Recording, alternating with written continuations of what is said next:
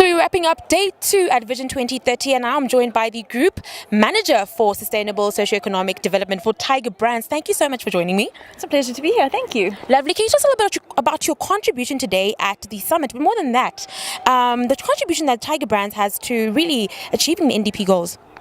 Well, we're at the summit today to share some of the work we do. Some of that is around socioeconomic development and corporate social investment. We have a smallholder farmer program that's linked to enterprise and supplier development. So we have a few things on the go, and we're here to share that. We've sponsored one of the sessions, and we are very hopeful that the initiatives that we're undertaking are adding value to what the government envisions for our country in 13 years. Definitely. Can you tell us a little bit about these new programs or programs that you've been running? Sure. I'll tell you specifically about the Corporate Social Investment Program, which we have kind of relabeled as an overarching framework as socioeconomic development, of which CSI is a part. Essentially, our focus at Tiger Brands, being a food producing company, is on food security and nutrition. And essentially, we have 6 interrelated programs that try to contribute to that overarching focus and goal. Yes. To give you some history, for the last about 10 years, Tiger Brands has been involved in corporate social investment, Yes. and that comprised specifically of the provision of food parcels to in-need beneficiaries across South Africa. When we revised the strategy last year, we considered things like the NDP, the Sustainable Development Goals, King 4, and we thought about how we could make our program a lot more meaningful and valuable to the beneficiaries that we reach. So we still continue to have our food and nutrition support program, where we provide Tiger Brands food products to people who need it the most. Yes. Through our NGO partners. But we've added a very strong sustainability component. So that's kind of our philanthropic charitable arm. And a very large new part is our sustainability arm. And Wow. Yes. what that looks like is a big part of that is in capacity building for beneficiaries. Yes. So we're thinking about things like nutrition education. So once you receive a food parcel from Tiger Brands, how can that food parcel be prepared to maximize its nutritional value? Yes.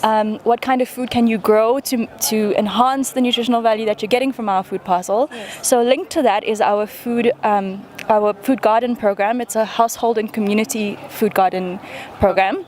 And we essentially provide training to these beneficiaries so that they are enabled to start their own food gardens, both in their homes as well as in their communities together, so that they can grow their own food to supplement the food parcels. Yes. And that's all organic, kind of permaculture, water-wise food gardening. And a very big new part of our program as well is our community enterprise development. So we recognize food security. To create food secure communities means enabling communities to access food either by growing their own food or by being able to participate in the economy, and that means having money to be able to buy your own food.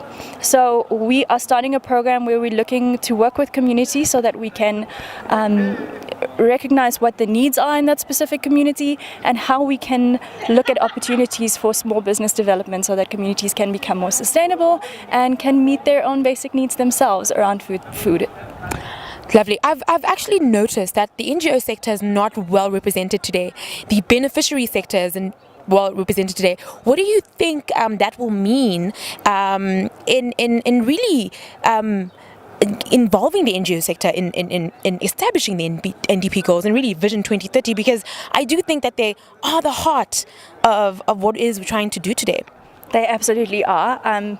To share with you, my background is in NGO. I came from an NGO that I worked at for many years. So I know exactly what you mean. At Tiger, we've recognized our NGOs as our partners and not as our beneficiaries. And I think that's a very big step for all corporates and for government to take, is that NGOs aren't just the beneficiaries, they're actually the most effective implementers of a lot of our programs. Yes. We reach, if I may share, that we reach about 40,000 beneficiaries each month, and we are absolutely unable to do that without our NGO partners. So not only do they need to be at events like this, but I think both government and the private sector need to actively go out and work with NGOs a lot more closely so that we're reaching the people who need it the most. The NGOs on the ground are the ones who know what the challenges are and what the needs are, and who the people are who need support. Definitely. Thank you so much for your time. It's a pleasure. Thank Lovely. you. Thank you. We're done. Can we take a picture with you?